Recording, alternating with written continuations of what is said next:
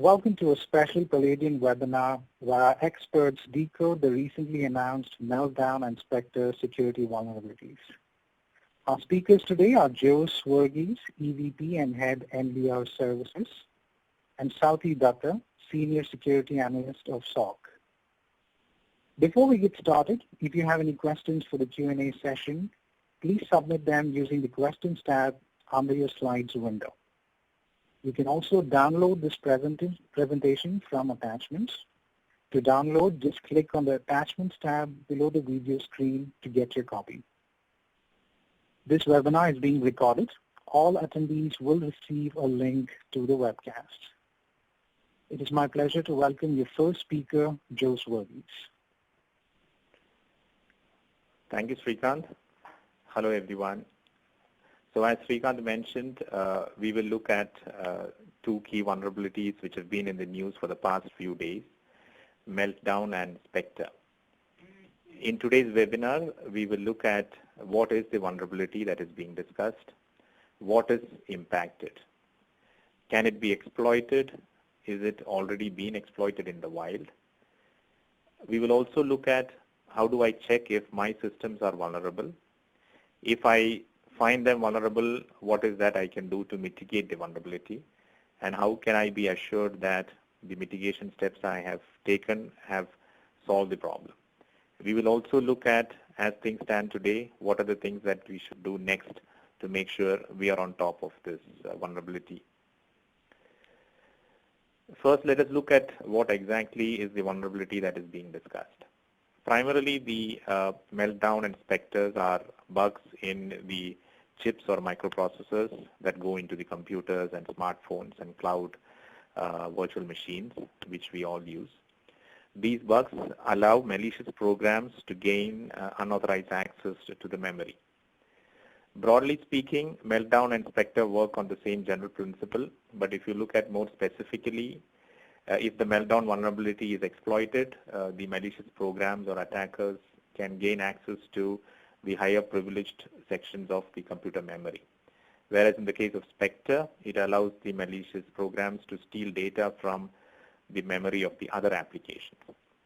So essentially, unauthorized access to data that is being processed by the computer memory is the impact. So successful exploitation of one of these vulnerabilities could lead to the attacker gaining access to sensitive data, including your passwords, or it could be your photos or contact information that is there on your mobiles, and these could fall into the wrong hands. The vulnerabilities have been notified, and the security community has already assigned the CVE numbers to these specific vulnerabilities associated. So these can be tracked across the different OEMs who develop and supply the solutions for that. We can use the CVEs to see and track if any exploits are getting released which target these vulnerabilities. So the CVE numbers will be very useful for us to track these in the future. What is impacted? So as I mentioned, all computers ranging from PCs, laptops, desktops, and servers to the smartphones and tablets, and also the virtualized systems which primarily run on for the cloud service providers. All of these are impacted because all of them use these microprocessors or chips. In terms of which chipsets from which companies are impacted, the most prominent are the Intel chipsets.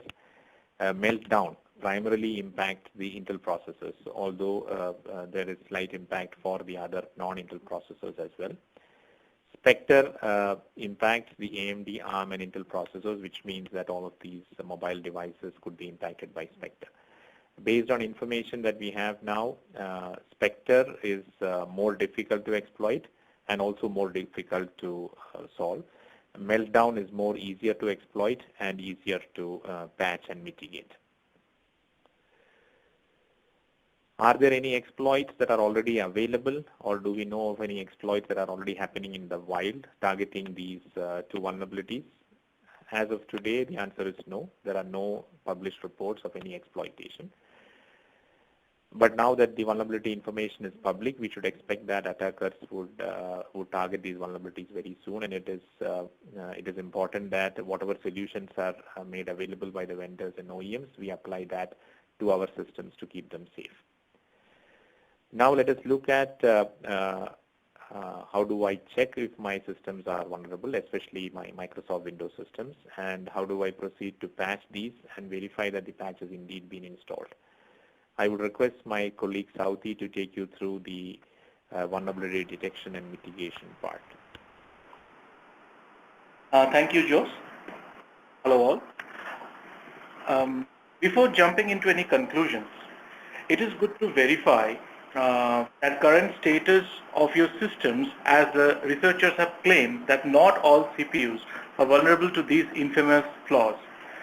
Fortunately for Microsoft Windows systems, this has become readily available. In fact, two simple PowerShell one-liners can actually allow you to determine whether your systems are open to these exploits or not. So at first, you need to run PowerShell with admin privilege, and then you need to run the command install-module space speculation control. This will allow the Windows to obtain necessary scripts to get downloaded, which in turn will allow you to do the status check. Now once the first command gets concluded and the command prompt appears as waited, please apply the second command, which is get-speculation control settings.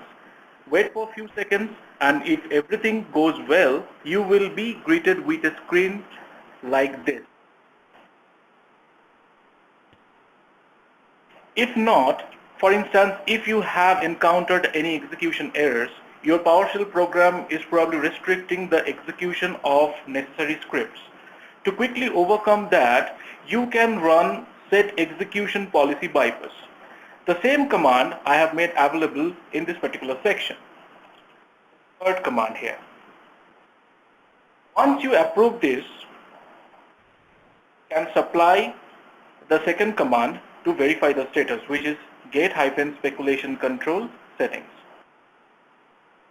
Now, understanding the verification result is pretty easy. Just remember, if you encounter two red lines along with several false, you are out of luck.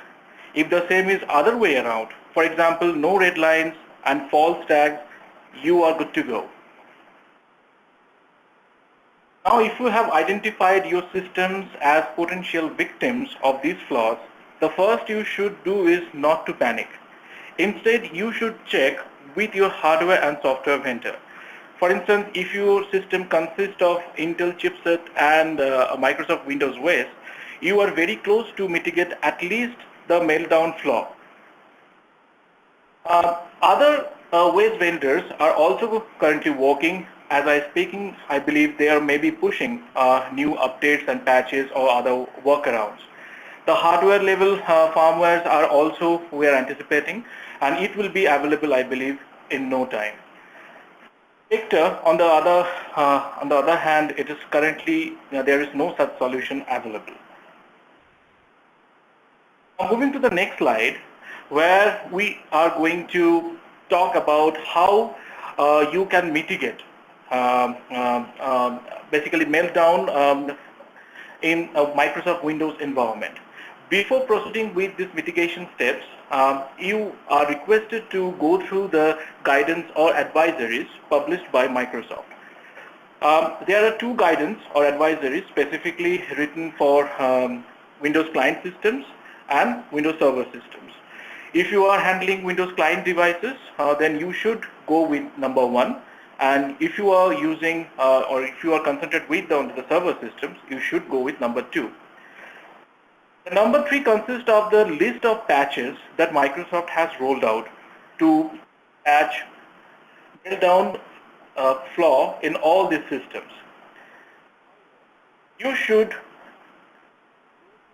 find number 4 very clearly, as this explicitly highlights the conditions that you need to be achieved before any update. For example, this can be act as a prerequisite for you. Antivirus softwares have been found interfering with the Microsoft patches for Meltdown, which can cause, in fact, BSOD or blue screen of death crashes. So just go through this particular link and understand whether your particular antivirus solution is compatible with these patches or not. If not, then you are encouraged to communicate with your antivirus solution or the provider and secure any information when they're going to release a compatible version of the same. In case they are not releasing, then you might need to change your AV vendor. After ascertaining that you are compatible with this particular versions of patches, you should go ahead and hit the install button. In case you are configured to receive automatic updates via Windows Update, then until and unless you have become compatible, this situation will never occur. For example, say you are having an incompatible version of antivirus program and you hit the button of checking for updates. Although the updates are waiting for you to download, as because you are having an incompatibility version of antivirus that might interfere with the patches and which can lead to a BSOD crash, the Microsoft Windows Update system will not going to initiate any installation. On the other hand, if you are compatible, the automatic updates will run and the updates will be installed in a jiffy. Afterwards, you just need to push restart and that's it. You are protected. Now, how you can be sure that you are actually protected? Well, patches are installed, everything looks fine. There will be not much of a difference, you will notice, but how you come to know that whether you are actually protected? Few slides ago, I have showed you how to verify or determine yourself whether you are a vulnerable user, your system is vulnerable or not. The same commands, the same set of commands will again help you to determine whether your patches are installed and now you are safe from at least Meltdown flaw. So try to see the screen here. After running the get-speculation control settings, if you greeted with a similar screen where there are few lines of green and they are actually matching with the screen that I have given, probably you are successfully mitigated Meltdown. Now, under this reference tab, I have consolidated few links which I believe constantly getting updated in the coming days, and you should be following up. If you have any vendors here that are matching with your requirements, you should following up here. And if any patch that you are expecting, those updates you can also find here, and any additional information, any technical developments that are going on this particular flaw, any new findings, any new workarounds, all those information soon will be available on this link. Now, to conclude this webinar, I would like to give this session back to my colleague Jose. Thank you, Souti. So what is likely to happen in the next few days and weeks, and what we need to do to ensure that we are on top of Meltdown and Spectre? First, definitely prioritize the patching of Meltdown. As Souti mentioned, Microsoft has already released the patch and also released mechanisms for you to identify if you're vulnerable and also to validate if the patch has been installed. We would recommend that you test the patches on representative systems in your environment to ensure that there is no impact on performance because of the patch before you go for a mass rollout. Patches for Meltdown are expected from other vendors, other operating system vendors, and also from other mobile device manufacturers and even from the chip manufacturers like Intel. So keep eye out for these new patch releases and make sure that you test the patches and then deploy these. Ensure that your threat intel teams are watching out for exploits targeting these vulnerabilities. As we mentioned earlier, the CV numbers of the vulnerabilities are published, making it much more easier for all of us to track if any exploits targeting them are coming up. Ensure that you do a profiling of the attackers, their TTPs, and ensure that you collect the IOCs related to new exploits and their impact so that you can deploy these indicators of compromise in your prevention systems like your firewalls and IPS, and also put them on the watch list for your monitoring mechanisms. As we mentioned, as of today, there is no clear path on how we can mitigate Spectre. So it will take some time for the vendors to figure out what is the best mechanism to mitigate or at least minimize the damages that could be caused by exploiting Spectre. So as we grapple with some of these unknowns, make sure that you are monitoring for any unusual behavior on all of these impacted systems, whether it is your PCs, the desktops, or cloud systems, to ensure that if there is anything unusual, it could be because one of these vulnerabilities could have been exploited, maybe with a known exploit or could be with an unknown. So it is recommended that you keep hunting for anomalies and any statistical deviations, anything which indicates that a system is behaving abnormally. It is also important that you update your incident response plans, keeping in mind possible breach scenarios and probably potential data disclosures or data breaches that could happen because of exploitation of these vulnerabilities.